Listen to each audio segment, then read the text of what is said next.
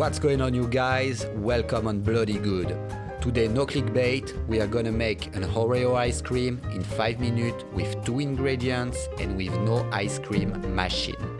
The only thing you need to do before to make your ice cream is to cut the slices of banana, put it in a freezer for 6 to 12 hours. That's it.